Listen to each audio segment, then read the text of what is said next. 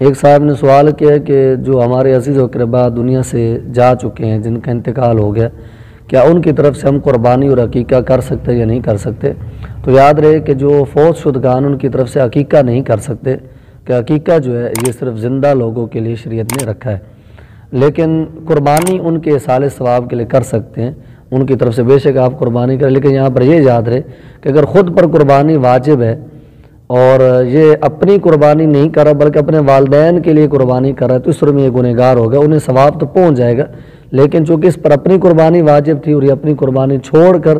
ان کی طرف سے اصال ثواب کے لیے قربانی کر رہا ہے، تو اپنا واجب چھوڑنے کی وجہ سے یہ شخص گنہگار ہوگا۔ اور اگر کسی شخص میں استطاعت ہے کہ وہ اپنی قربانی بھی جو واجب ہے وہ کر رہا ہے اور اس کے ساتھ ساتھ کوئی نفلی قربانی بطور اصال ثواب اپنے والدین یا دیگر عزیز و اقربا کی طرف سے کر رہا ہے، تو شرعاً اس میں کوئی حرج نہیں، اچھی بات ہے، قربانی کرنی چاہیے اگر استطاعت ہو اپنے والدین مرحومین کے لیے بطور اصال ثواب۔ انشاءاللہ اس قربانی سے ان کو فائدہ بھی ہوگا۔ بلکہ حضرت مولا علی کرم اللہ تعالی وجہ الکریم جب آقا کریم علیہ السلام دنیا سے رخصت ہو گئے تو مولا علی رضی اللہ تعالیٰ 2 قربانیاں کرتے تھے، تو کسی نے پوچھا کہ آپ 2 کیوں کرتے ہیں؟ تو ارشاد فرمایا کہ ایک قربانی میں حضور صلی اللہ تعالیٰ علیہ وسلم کی طرف سے کرتا ہوں کہ حضور نے مجھے اس کی